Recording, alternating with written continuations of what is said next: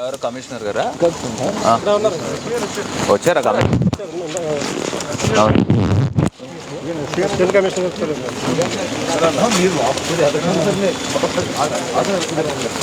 రండి సుబ్బారావు రండి.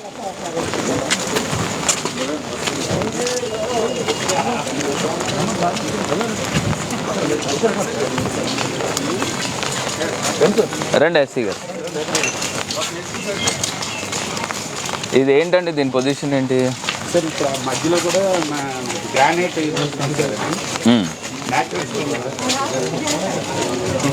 మెటీరియల్ వచ్చేసి సార్ లేక్ వర్షం స్ప్రే కావాలని చెప్పి వాళ్ళని అడిగి తీసుకున్నాను. ఏది కోసం ఇంతకుముందు ఇదంతా ఇక్కడ వరకు ఉండేది సార్. ఓకే, దానికి దీన్ని ఒక 5 feet లోనకు పెట్టి స్ప్రే పెడుతుంది.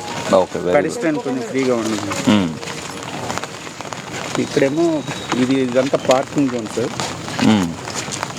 అంటే యాక్చువల్గా ఇది మన రోడ్డుదా లేకపోతే ఏంటి సార్? వాళ్ళదే సార్. చాలా సార్లు వీలేసాను కావాలంటే అడిగారా రాజా ప్లే బాగుంటుందని చెప్పని అడిగాను సార్. మరీ షార్ప్ ఇదిగా ఉందని చెప్పి. అవును,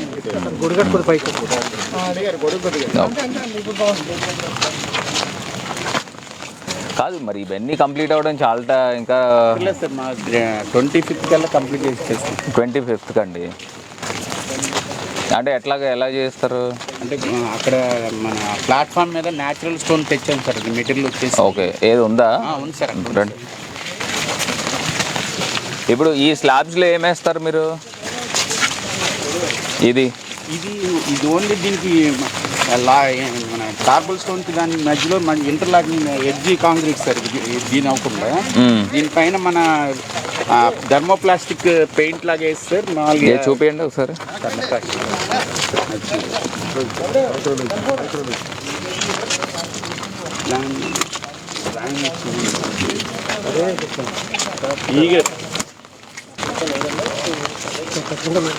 లేదు, ఇప్పుడు ఈ పోర్షన్ ఇది ఎక్కడ? ఇప్పుడు మన నుంచి ఉన్నది ఇదా? ఈ అవుటర్ ఎడ్జ్. ఓకే, ఏరియా అంతా కోల్డ్ అప్లైడ్ ప్లాస్టిక్ పెయింట్. అంటే ఎట్లా వస్తుంది? నార్మల్ పెయింట్ లైన్ ఉంటుంది సార్. Acrylic paint. థర్మోప్లాస్టిక్ అంటే వెయిట్ చేసి మనకి రోడ్ డివైడర్ లైన్స్ వేస్తాం కదా. అవును, అది లేన్ మార్కింగ్ వేసేది. మన అంటే కోల్డ్ కలర్ అంటే డైరెక్ట్ తీసుకొచ్చి విత్ ఇన్ 2 hours ఆరిపోతుంది. అది pink colour Kabul stone matching colour వేస్తాం. కొంచెం డార్క్ ఈ కలర్లో వచ్చాడు. అవును సార్. సో మీకు ఏంటంటే జంక్షన్ అని కొత్తగా తెలుస్తుంది. లేకపోతే మీకు ఫారిన్ కంట్రీస్లో బ్రౌన్ కలర్ ఉంటుంది, ఆ రకమైన బాగుంటుంది. షేడ్స్ తీసుకొస్తున్నాం సార్. తీసుకొని ఇప్పుడు ఈ పోర్షన్ ఒకటి వస్తుంది, అదంతా కూడా అక్కడి నుంచి దాకా వస్తుందా? ఎక్కడి నుంచి? ఆ కట్టిన దగ్గర నుంచి వస్తుందా? టేబుల్ టాప్ క్రాసింగ్ చేస్తాం కదా సార్. అక్కడి నుంచి ఇక్కడ మధ్యలో ఈ పోర్షన్ అంతా సిమెంట్ రోడ్ అన్న తెచ్చి ఇప్పుడు ఈ యాంగిల్ దగ్గర ఒకటి. Okay, 26 meters diameter. ఏది సర్కిల్ అంతా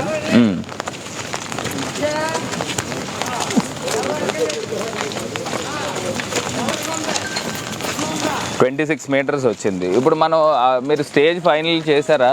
లొకేషన్ ఎక్కడ అనేది?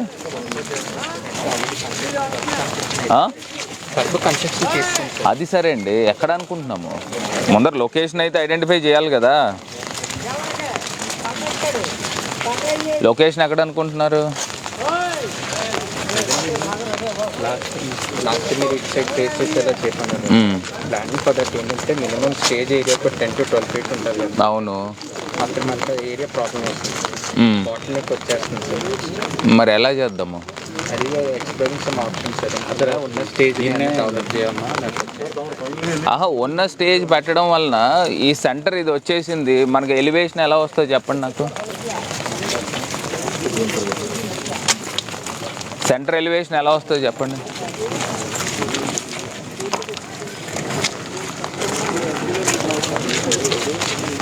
బాబు ఎలా వస్తుందో చెప్పబ్బా.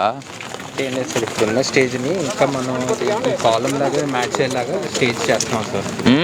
ఇప్పుడు ఇది ఎగ్జిస్టింగ్ స్టేజ్ సార్. ప్రస్తుతానికి అయితే ఇలాగ ఉంచి కింద పెడెస్ట్రియన్ ఓవర్కి ఓపెన్ చేసేస్తాం సార్. వన్స్ ఈ phase 1 అయిపోయిన తర్వాత then will try to shift the stage.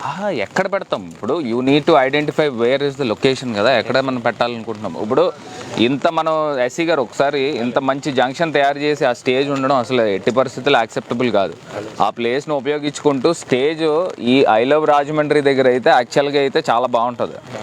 ఈ ఎలివేషన్ అంతా కూడా ఒకవేళ ఈ రోడ్స్ అన్నీ బ్లాక్ చేసి ఏదైనా ఒక ఫెస్టివల్లా పెట్టినా అక్కడి నుంచి ఆ వ్యూ అలా కనబడుతుంది. అదైతే బాగుంటుంది. మీకేమో అక్కడ అవ్వట్లేదు అని అంటున్నారు. పోనీ ఇటు పక్కన పెట్టినా కూడా అవకాశం లేదు, మరి ఎట్లా చేస్తాము? ఇదంతా రైల్వే ప్రాపర్టీ కనుక అక్కడ 100 గజాలు తీసుకుంటే వెనక్కి డాష్ ఇస్తే చాలా బాగుంటుంది. అది ఇదంతా యాక్చువల్ రైల్వే ప్రాపర్టీ. ఆ ప్రాపర్టీ అవన్నీ మళ్ళీ అవ్వదు అంకుల్. అవ్వదంటే ఇప్పుడు మళ్ళీ ఆ రైల్వే ప్రాపర్టీ గోడ కొట్టి ఇవన్నీ ప్రాబ్లమేటిక్. ఇదంతా ఆల్టే ప్రాపర్టీ. ఇది తెలిసేదే బాబు, ఎంత రైల్వే ప్రాపర్టీ. గతంలో చాలా చాలా ఫైట్ చేశాను. ఒకసారి చూడమ్మా అది ఎక్కడ లొకేషన్ ఏంటనేది చూసుకోండి. ఇప్పుడు ఒకవేళ ఐ లవ్ రాజమండ్రి అటు పక్కకు మూవ్ చేయడానికి వచ్చిన నష్టం ఏమిటి? కాస్టింగ్ ఏమవుతుంది? అంటే ఇప్పుడు వెనకాల ఫౌంటైన్స్ ఉంటుంది సార్. దాని వెనకాల మనం లాస్ట్ టైం మీరు అన్నట్టు క్యాస్కేడ్ ఫౌంటైన్ వచ్చి మొత్తం అంతా ప్లాన్ చేసి వెళ్ళారు సార్. మొత్తం ఒక 25 మీటర్స్ విత్. మనం ఇంత జంక్షన్ని మనం యూటిలైజ్ చేయాలంటే 100% స్టేజ్ ఉంటేనే మన యూటిలైజేషన్ అవుతుంది. ఏంటంటే లేకపోతే అందాలు చూసుకోవడం అంతే. స్టేజ్ ఉంటే దాని లుక్ కనబడుతుంది. వీళ్ళు ఏంటంటే ప్రస్తుతం మెయిన్ ఇంటెన్షన్ ఇక్కడ వెహికల్ ట్రాఫిక్ రెగ్యులరైజ్ చేసి ఆ వర్క్ చేసినప్పుడు ఈ ట్రాఫిక్ ఇబ్బంది లేకుండా. ఈ ట్రాఫిక్ మామూలు రోడ్ ఏది జంక్షన్ ఎప్పుడైనా మనము నెలకొకసారి 2 నెలలకు ఒకసారి ఏదో ప్రోగ్రామ్ పెడతా ఉంటాం. లేదా సండే ప్రోగ్రామ్స్ చేస్తున్నాము. ప్రోగ్రామ్స్ చేసినప్పుడు స్టేజ్ అక్కడ ఉండి ఐ లవ్ రాజమండ్రి పక్కకు జరిపితే మన కాస్టింగ్ ఏమవుతుందండి? అంటే మామూలు ఇది షిఫ్ట్ చేయాలంటే ఒక 15 lakhs అట్లా అవుతుంది సార్. అది దాన్ని ఇదేమో కట్ చేసి మళ్ళీ షిఫ్ట్ చేయడమే, కింద పెడెస్ట్రియల్ అది చేసి చేయడం అవుతుంది సార్. దీన్ని మళ్ళీ అది యువతలు టోటల్గా 20 lakhs వరకు అవుతుంది సార్. 22 ఎలాగ మనం స్టేజ్ కట్టాలి కదా. లేకపోతే మనం స్టేజ్ కట్టి పైన ఐ లవ్ రాజమండ్రి వస్తేనో దానిపైన అంటే హైట్ మీద ఉంటుంది అంటే లుక్ రాదు సార్. ఎందుకంటే ఐ లవ్ రాజమండ్రి అనేది హ్యాష్ ట్యాగ్ కింద సార్. అది మన హ్యాష్ ట్యాగ్ పర్పస్ కోసం మనం సిటీని ప్రమోట్ చేసినందుకు అప్పుడు అవి try to put it up sir. పైన పెడితే మన ఫోటో ఇమేజెస్ రావడం కష్టం అవుతుంది సార్. అది ఎప్పుడు మనిషి ఉన్న హైట్ లెవెల్లోనే ఉండాలి సార్. సో నా option would be I love Rajahmundry అని ఆ ఇంటికి షిఫ్ట్ చేయడం సార్. స్టేజ్ని ఈ గ్రాండ్ ప్రామినెంట్ స్ట్రైట్ యాంగిల్ చేసుకుని పెట్టుకోవాలి. ఐ లవ్ రాజమండ్రి అటు అంటే మళ్ళీ యాక్సిడెంట్ ప్రోన్ జంక్షన్ అవుతుంది.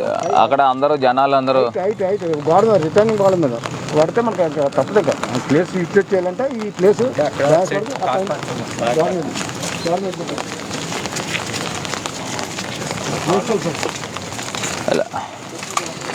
హలో హలో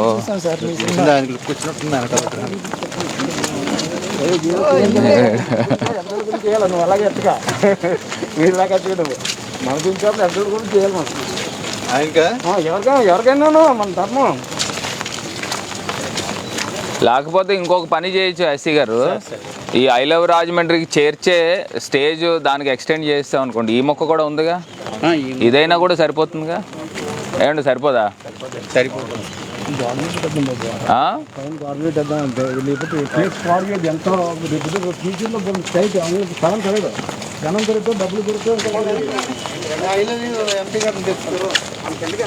ఒకసారి వెనకరు సార్, కొంచెం దగ్గరికి వెళ్ళాం సార్. వైట్ సరిపోదు.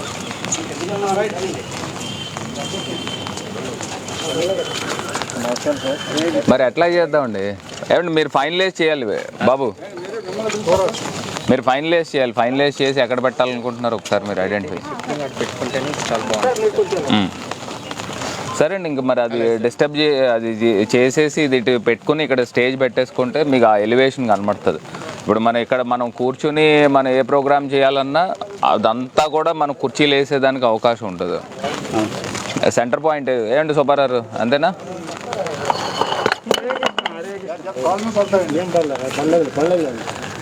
ఇప్పుడు అదొకటి అంకుల్. ఇప్పుడు ఇదంతా కూడా మనకి న్యాచురల్ లుక్ వచ్చింది కదా, బ్లూ కలర్ మార్చి సిమెంట్ కలర్ కానీ లేకపోతే ఈ బ్రిక్ కలర్ కానీ మీకు ఏ కలర్ దాని పాడి చేయకుండా ఉండండి. శివలింగం యాస్టీజ్ ఉంటుంది కలర్ నాకు పాడి దాన్ని ఇస్తుంది. బాబు ఒకసారి అది చూడమ్మా, బ్లూ కలర్ మనం మార్చి ముక్కు పొడవు రంగు కానీ లేకపోతే సిమెంట్ కలర్ కానీ బ్లూ కలర్ మారుస్తాం. ఇది కూడా సేమ్ కలశం యాస్టీజ్ గోల్డ్ ఉంటుంది మంచిగా. ఇది కూడా న్యాచురల్ హెరిటేజ్ లుక్ కలర్ వచ్చేటట్టు చూసుకోండి. ఇది ఒకటి బ్రౌన్ వచ్చి ఒకటి సిమెంట్ కలర్ వచ్చింది అనుకోండి, రెండు కాంట్రాస్ట్ అవుతాయి, మన ఫ్లోర్కి కూడా మ్యాచ్ అవుతుంది. అదిను ఈ రౌండ్ గ్రిల్ ఉంది చూసారా, ఆ గ్రిల్ మ్యాచ్ కావట్లేదు. ఆ గ్రిల్ కూడా మనకి లేటెస్ట్, అంటే లేటెస్ట్ కూడా వద్దు, ఆ హెరిటేజ్ లుక్ వచ్చేటట్టు గ్రిల్ ప్లాన్ చేయండి. ఇదిను ఆ గ్రిల్కి కూడా కలర్స్ మార్చుకోండి. వెనకాల గ్రిల్ పర్వాలేదు, శివలింగం దగ్గర ఉన్న గ్రిల్. ఇది మటుకి గ్రిల్ అసలు బాగాలేదు, లేకపోతే ఓపెన్ టు పెట్టుకుంటారా ఎలా పెడతారా అనేది చూడండి. అది చూడండి, అది ఎట్లాగైతే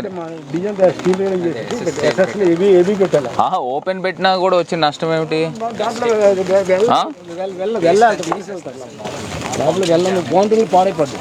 చేతి కాళ్ళు కడుతున్నారు, రకరకాల న్యూస్ చేస్తారు.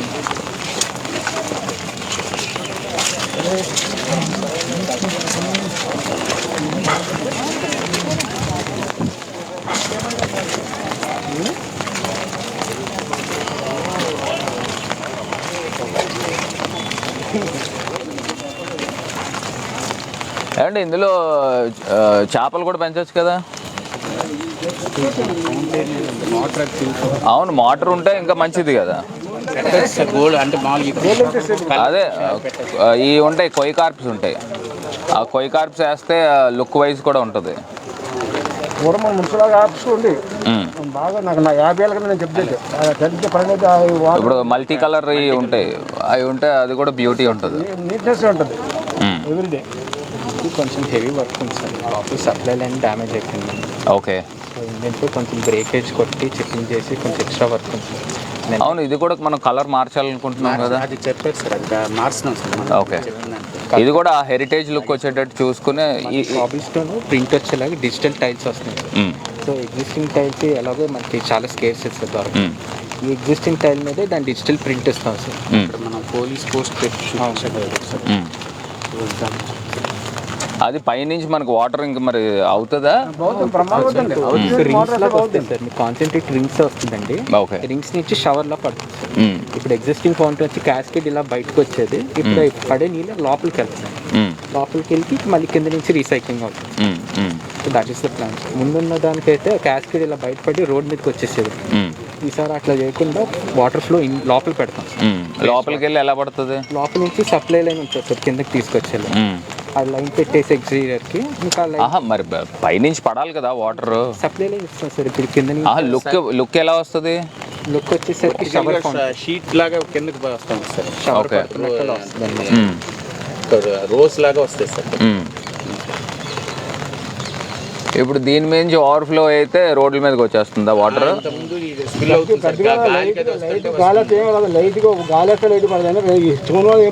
లేకపోతే యాసిటీస్ ఉంచేయండి, ఏమవుతుంది మీకు. దాని మీద నుంచి స్పిల్ ఓవర్ అయితేనే బాగుంటుంది, ఇలా లైన్స్ కన్నా. స్పిల్ ఓవర్ అయితే ఈక్వల్గా స్పిల్ ఓవర్ అవ్వట్లేదు సార్. అది ఎందుకని?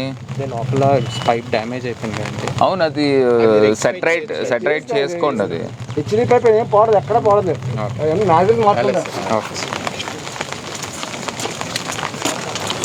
ఇగోండి, ఇప్పుడు ఇలా న్యాచురల్ లుక్ వచ్చింది కదా గ్రనైట్, అట్లా న్యాచురల్ లుక్ వచ్చేటట్టు చూసుకోండి.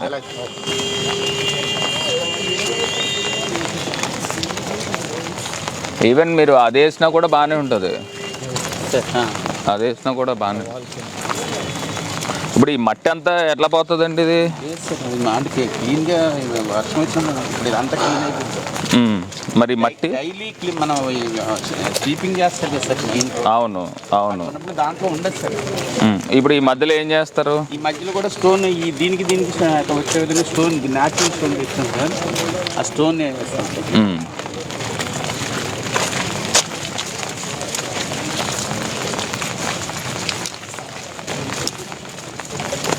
ఇప్పుడు సెంటర్ పెద్ద లైట్ వస్తుందా? ఇది దానికి అదే లైట్ సార్. మామూలుగా మన ఈ రౌండ్ మనం పెట్టిన దాన్ని మాత్రం చుట్టూ ఇప్పుడు లైట్స్ ఇచ్చారా, పవర్ ఇచ్చారండి? సార్ వేస్తున్నాం. మరి ఇంకేముంటుంది? ఇంకో లైట్స్ ఏవో రావాలని అన్నారు. లైట్స్ సార్ అప్పుడు రౌండ్ టానా ఉంది కదా సార్, అది దాని చుట్టూ ఆర్నమెంటల్ హెరిటేజ్ లుక్ వచ్చే విధంగా లైట్లు పెట్టాం సార్. ఎక్కడ? ఇప్పుడు మనం సర్క్యులర్ అవుటర్ సర్కిల్ ఉంది కదా సార్, 23 మీటర్స్. అవును. ఎక్కడ? Edge jump sir. ఎక్కడ? ఫ్లోర్ మీద పెట్టారా? Footpath edge jump sir, footpath పక్కన. ఇప్పుడు ఇది తెప్పించారు న్యాచురల్ స్టోన్. ఈ ప్లాట్ఫామ్ అంతా కూడా ఈ ఇదా? ఫ్లడ్ టైంలో రిస్క్ ఇక్కడ రిటర్నింగ్ కాబట్టి పెట్టాలండి, గ్రిల్ పెట్టాలి. ఫ్లడ్ టైంలోనూ వచ్చేస్తారు, గ్రిల్ పెట్టి గేట్లు పెడతారు, 2-3 గేట్లు, 3 గేట్లు బాగుంటుంది. లేకపోతే ఫ్లడ్ టైంలో జనం కంట్రోల్ చేయడం కష్టం అవుతుంది. ఫ్లడ్ టైంలో మళ్ళీ గ్రిల్ పెడితే మనకు బ్యూటీ పోతుంది అంకుల్. ఇప్పుడు మనం ఫ్లడ్ టైంలో ఎలాగ బ్యారికేడ్ చేసేస్తారు, రానివ్వరు. అంటే ప్రతిసారి చేయడం కష్టం అవుతుంది కదా. దీనికి ఎప్పుడు కూడా ఓపెన్ టు పెడితేనే బ్యూటీ. ఎప్పటికప్పుడు గోడలు కట్టేసి రైలింగ్ గ్రిల్ కంఫర్టబుల్ గేట్ కింద పెట్టేస్తుంటే గ్రిల్ గేట్లే. లేదా ఇప్పుడు మీరు అవి ఉన్నాయి చూసారా, పోల్స్, బొలాడ్స్ వేసేసినా సరిపోతుంది. కంట్రోల్ చేయడం కష్టం అవుతుంది. నైట్ టైం కూడా కంట్రోల్ కష్టం అవుతుంది. దగ్గరకు వచ్చి లోపల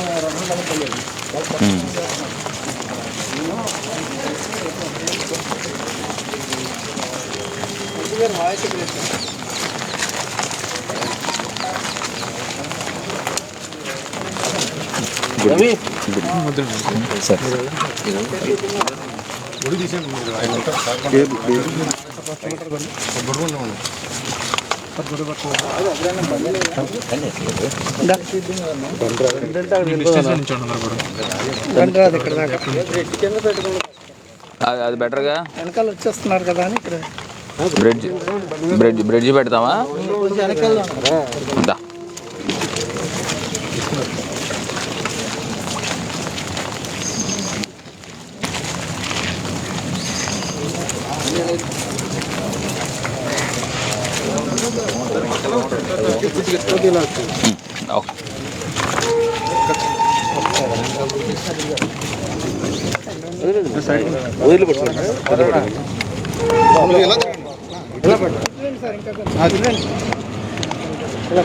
రానేమో.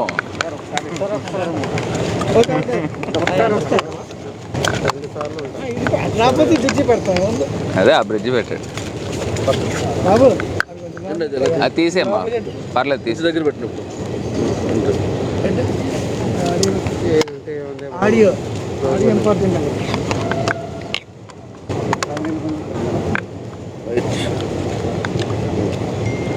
ఓకే. ఈరోజు రాజమహేంద్రవరంలో పుష్కర్ ఘాట్ జంక్షన్ యొక్క బ్యూటిఫికేషన్ పనులు శరవేగంగా జరుగుతున్నాయి. ఈ యొక్క పుష్కర్ ఘాట్ జంక్షన్ నాకు తెలిసుండి మన భారతదేశంలోనే, ఇండియాలోనే నంబర్ 1 జంక్షన్ కిందన తీర్చిదిద్దబోతున్నాము. మున్సిపల్ అధికారులు పర్యవేక్షణలో ఈ యొక్క జంక్షన్కి కోట్ల రూపాయలు నిధులు వెచ్చించి ఈ యొక్క ఎంతో చారిత్రాత్మకమైన ఈ యొక్క పుష్కర్ ఘాట్కి పేరుంది. ఈ పేరును మరింత పెంపొందించే విధంగా ఈ యొక్క జంక్షన్కి హెరిటేజ్ లుక్ వచ్చే విధంగా ఏదైతే 10 శతాబ్దాల క్రితం రాజరాజ నరేంద్రుడు పరిపాలించారో ఆ యొక్క హెరిటేజ్ లుక్ వచ్చే విధంగా ఈ యొక్క జంక్షన్ని తీర్చిదిద్దుతున్నాము. రేపు భవిష్యత్తులో కూడా సెంట్రల్ గవర్నమెంట్ దగ్గర నుంచి హ్యావ్లాక్ బ్రిడ్జ్ కూడా మన పర్మిషన్స్ తెచ్చుకుంటే ఈ జంక్షన్కి వరల్డ్ వైడ్ రికగ్నైజేషన్ కూడా రావడానికి ఎన్నో అవకాశాలు ఉన్నాయి.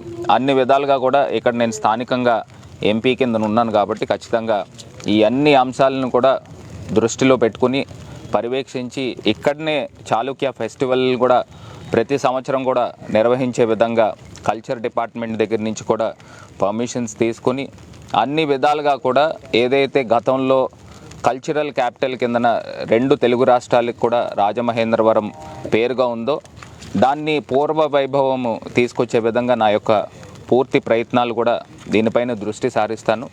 అన్ని రకాలుగా కూడా రాజమహేంద్రవరం హెరిటేజ్ సిటీ వచ్చే విధంగా ఈ అన్ని జంక్షన్స్ తయారైనప్పుడు ఇవన్నీ కూడా మనం గవర్నమెంట్ ఆఫ్ ఇండియాలో ఇవన్నీ కూడా ఎక్స్ప్లెయిన్ చేసి దీనికి ఒక లిటరేచర్ కూడా తయారు చేసి ప్రపోజల్స్ కూడా పంపిస్తాము. గవర్నమెంట్ ఆఫ్ ఇండియా నుంచి కూడా హృదయ్ అని స్కీమ్ ఉంది. ఆ స్కీమ్లో కనుక మన రాజమండ్రిని హెరిటేజ్ సిటీ కింద ఐడెంటిఫై చేస్తే కొన్ని వందల కోట్ల రూపాయలు నిధులు రావడానికి కూడా అవకాశం ఉంటుంది. కాబట్టి ఒక కల్చర్ పరంగా రాజమండ్రికి పూర్వ వైభవము ఇంకా పెంపొందించే విధంగా నా యొక్క ప్రయత్నం చేస్తూ దాంతోపాటు ఒక మ్యూజియంను కూడా ప్రపోజల్స్ కూడా పంపించాము. త్వరలో ఆ మ్యూజియం కూడా రావడం కూడా జరుగుతుంది. అన్ని రకాలుగా కూడా ఈ జంక్షన్ ఒక ఐకానిక్ జంక్షన్ కిందన తీర్చిదిద్దబోతున్నాము. ముఖ్యమంత్రి గారు కూడా రాజమహేంద్రవరం పైన ప్రత్యేక దృష్టితో వారు కూడా త్వరలో నిధులు కూడా శాంక్షన్ చేస్తారు. అన్ని రకాలుగా కూడా వైజాగ్తో కంపీట్ చేసే విధంగా మా యొక్క ప్రయత్నం ఉండబోతుంది. దీంట్లో విపరీతంగా పెరిగిపోతుంది. రాయమండ్రిలో శ్యామలా సెంటర్ నుంచి మోరంపూడికి వెళ్ళాలంటే చాలా టైం తీసుకుంటుంది. ట్రాఫిక్ ఇదివరకంటే బాగా పెరుగుతుంది ఇప్పుడు. అదేనండి, ఇప్పుడు ఇదే అంశం పైన నిన్న వెస్ట్ గోదావరిలో కూడా రోడ్ సేఫ్టీ కమిటీ, ఆ కమిటీకి కూడా చైర్మన్షిప్ వహిస్తూ గవర్నమెంట్ ఆఫ్ ఇండియాలో ఏదైతే నేషనల్ హైవేస్ వర్క్స్ జరుగుతున్నాయో ఆ నేషనల్ హైవే వర్క్స్ని కూడా పూర్తిగా పర్యవేక్షించడం జరిగింది. వెస్ట్ గోదావరికి సంబంధించి 4 నేషనల్ హైవేస్ ఉన్నాయి. ఆ 4 నేషనల్ హైవేస్ కూడా మనం చూసినట్టయితే ఇక్కడ గ్యామాన్ బ్రిడ్జ్ దగ్గర నుంచి దివాన్ చెరువు దగ్గర నుంచి కవ్వూరు వెళ్ళి కవ్వూరు టు గుండుగోలన్ రోడ్డు కూడా మనకి విజయవాడ వెళ్ళడానికి సుమారుగా 40 కిలోమీటర్ల డిస్టెన్స్ కూడా తగ్గుతుంది ఇటు రావులపాలెం నుంచి వెళ్ళేదానికన్నా. సో ఆ రోడ్డు కూడా నవంబర్ కల్లా పూర్తిగా కంప్లీట్ చేయబోతున్నాము. మీరు ఏదైతే ఇప్పుడు రాజమండ్రి సిటీకి ట్రాఫిక్కి సంబంధించి మీరు ఏదైతే ప్రస్తావన తీసుకుని వచ్చారో దీన్ని భవిష్యత్తులో కూడా ఫ్యూచర్ని దృష్టిలో పెట్టుకుని రాజమండ్రికి ఔటర్ రింగ్ రోడ్ తీసుకురావాలని ప్రతిపాదన కూడా గవర్నమెంట్ ఆఫ్ ఇండియాలో కూడా పెట్టడం కూడా జరిగింది. అది కూడా in principle north ministry of road transport highway వాళ్ళు అప్రూవ్ చేసి నేషనల్ హైవే డిపార్ట్మెంట్కి ప్రొసీడింగ్స్ కూడా పంపించడం కూడా జరిగింది. ఈ యొక్క రాజమండ్రిని భవిష్యత్తు దృష్టిలో పెట్టుకొని ఇప్పుడు హైదరాబాద్కి ఔటర్ రింగ్ రోడ్ ఏ రకంగా అయితే వచ్చి సిటీ ఏ రకంగా అయితే గ్రో అయిందో రాజమండ్రికి కూడా రాజానగరం దగ్గర అక్కడ మనం ఔటర్ రింగ్ రోడ్ స్టార్ట్ చేసుకుని ఇటు కడియపు లంక దగ్గర ల్యాండ్ అయ్యే విధంగా ఔటర్ రింగ్ రోడ్ ప్రపోజల్ కూడా గవర్నమెంట్ ఆఫ్ ఇండియా నుంచి శాంక్షన్స్ కూడా త్వరలో రాబోతున్నాయి. వచ్చిన వెంటనే రాజమండ్రికి తూర్పు వైపుకి సిటీ గ్రో అవుతుంది. సో సిటీ గ్రో అవ్వడం వలన అన్ని రకాలుగా కూడా ట్రాఫిక్ సమస్యలు సిటీలో తగ్గి మీకు అవుట్స్కట్స్లో సిటీ కూడా గ్రో అవుతుంది, పెరుగుతుంది. ట్రాఫిక్లో ఉన్న యాక్సిడెంట్స్ కూడా అన్నీ కూడా మనం కట్టేలు చేయడానికి అవకాశం ఉంటుంది. కాబట్టి ఇవన్నీ కూడా త్వరలో ముందుకి తీసుకుని వెళ్తాం. గౌరవ ముఖ్యమంత్రి గారి నోటీస్లో కూడా ఇవన్నీ అంశాలు కూడా పెట్టడం జరిగింది. దాంతోపాటు మోరంపూడి ఫ్లైఓవర్ కూడా ఇన్ ప్రిన్సిపల్ గత ప్రభుత్వంలో శాంక్షన్ అయ్యి మళ్ళీ రిజెక్ట్ అయింది. దాన్ని మళ్ళీ రీశాంక్షన్ చేయించుకొని ఆ యొక్క Morampudi flyover, Diwan Cheruvu flyover, Kadiyapulanka flyover, Jonnada flyover, Bondarajavaram flyover ఇవన్నీ కూడా ఒక సింగిల్ టెండర్ తీసుకొచ్చే విధంగా కూడా ముందుకు వెళ్ళబోతున్నాం. దీంట్లో పాటు ఇంకొక ప్రధానమైన అంశము ఏదైతే వెస్ట్ గోదావరికి సంబంధించి భీమవరము అటు నర్సాపూర్కి సంబంధించి అక్కడ 165A అనుకుంటా ఆ నేషనల్ హైవే కూడా గతంలో గవర్నమెంట్ ఆఫ్ ఇండియా దగ్గర నుంచి శాంక్షన్ కూడా వచ్చింది. అక్కడ నర్సాపురం ఎంపీ గారు పూర్తిగా ఇవన్నీ కూడా పట్టించుకోవడం మానేశారు. అది కూడా ఇప్పుడు కోర్టులో ఉంది. దాన్ని కూడా ముఖ్యమంత్రి గారు నోటీస్ తీసుకుని వెళ్ళి ఆ కోర్టు ల్యాండ్ ఇష్యూస్ కూడా క్లియర్ చేయించి ఆ 165A అనుకుంటున్నాను NH అది కూడా త్వరలో కోర్ట్ క్లియరెన్స్లు తీసుకుని వచ్చి మళ్ళీ గవర్నమెంట్ ఆఫ్ ఇండియాకి పంపించి అది కూడా వర్క్ స్టార్ట్ చేయించే విధంగా. ఎందుకంటే మనం చూసినట్టయితే 4 నేషనల్ హైవేస్ ఉన్నాయి వెస్ట్ గోదావరి వైపు పాస్ అయ్యేవి. అందులో మన ప్రధానంగా ఇది అండర్ రేటెడ్ లెఫ్ట్ ఓవర్ కిందనే అయిపోయింది. కానీ డెన్సిటీ ఆఫ్ పాపులేషన్ నర్సాపూర్ కాన్స్టిట్యున్సీలో చాలా ఉంది. అది కూడా నేను ఇప్పుడు రోడ్స్ నేషనల్ హైవే కమిటీలో స్టాండింగ్ కమిటీ మెంబర్ కింద ఉన్నాను కాబట్టి అది కూడా బాధ్యత తీసుకుని అది కూడా ముందుకు తీసుకెళ్లే ప్రయత్నం ఖచ్చితంగా చేస్తానని ఒక సందర్భంగా తెలియపరుస్తున్నాను. ఏంటి చెప్పండి. అదేనండి, ఇప్పుడు రఘురామకృష్ణరాజు గారి ఇష్యూ దగ్గరికి వచ్చేసరికి మొత్తం దేశ ప్రజలందరికీ కూడా అర్థమవుతుంది. ఆయన ఒక సిరీస్ ఆఫ్ టార్గెట్ చేస్తున్నారు పార్టీ అధినాయకుడి పైన. పార్టీని ఏదైతే సిద్ధాంతాలు ఉంటాయో దానికి వ్యతిరేకంగా వెళ్తున్నారు అనేది క్లియర్ కట్గా అందరికీ అర్థమవుతుంది. అది కూడా మేము స్పీకర్ గారికి ఆయన పార్టీ వ్యతిరేక కార్యకలాపాలు ఏవైతే చేస్తున్నారో అది యాంటీ డిఫెక్షన్ లాకి వర్తిస్తుంది.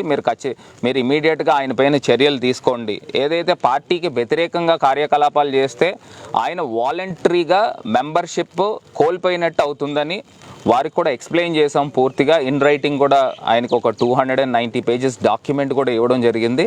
ఖచ్చితంగా ఇది భవిష్యత్తులో మాకు ఉన్న సమాచారం ప్రకారం, మాకున్న అవగాహన ప్రకారం ఈ వారం రోజుల్లోనే ఈయన రఘురామకృష్ణరాజు గారికి నోటీస్ వస్తుందని మేము భావిస్తున్నాము.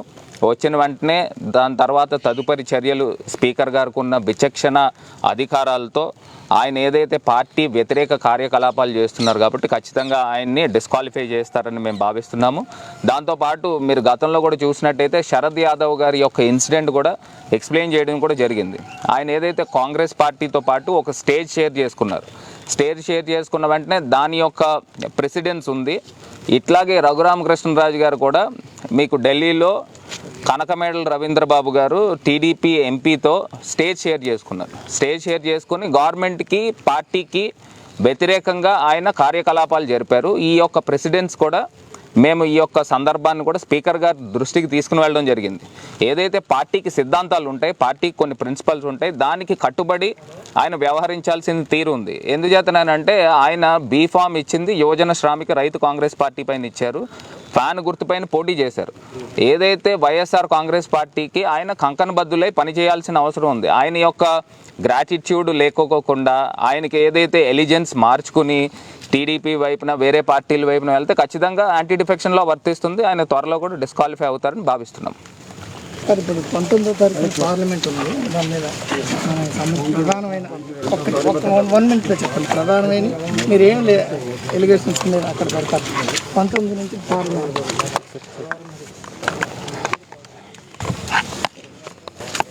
ఏదైతే 19వ తారీఖు నుంచి పార్లమెంట్లో మన రాష్ట్ర ప్రభుత్వానికి తాలూకా సంబంధించి మనకు ప్రధానమైన అంశము పోలవరం R&R ప్యాకేజీకి సంబంధించి ఇమీడియట్గా నిధులు విడుదల చేయాలి అని మా ప్రధానమైన దృష్టి ఉంటుంది. దాంతోపాటు గతంలో ఏదైతే రియంబర్స్ చేయాల్సిన అంశాలు ఉన్నాయో ఇవన్నీ వాటిపైన దృష్టి సారిస్తాము. అది కాకోకుండా ఏదైతే GST నిమిత్తము స్టేట్ గవర్నమెంట్ నుంచి గవర్నమెంట్ ఆఫ్ ఇండియాకి వెళ్ళిన అమౌంట్స్ ఉన్నాయో అవన్నీ కూడా త్వరలో రియంబర్స్ చేయాల్సిందిగా మేము వారిని కోరడం కూడా జరుగుతుంది. అన్ని రకాలుగా కూడా ఎక్కడా కూడా వెల్ఫేర్ స్కీమ్స్ ఆగకుండా గవర్నమెంట్ ఆఫ్ ఇండియా దగ్గర నుంచి రావాల్సినవి అన్నీ కూడా రాబట్టుకునే అంశాలు దృష్టి సారిస్తాము. అవి కాకుండా నేషనల్ హైవేకి సంబంధించి ఏవైతే ప్రధానంగా కొన్ని నేషనల్ హైవేస్ టెండర్స్ కాల్ఫర్ చేసి ఆ టెండర్స్ కాల్ఫర్ చేసి అవార్డు ఇచ్చిన తర్వాత కూడా వర్క్ స్టార్ట్ కాలేని ఏవైతే ఉన్నాయో, ఇందాక నేను నర్సాపూర్ది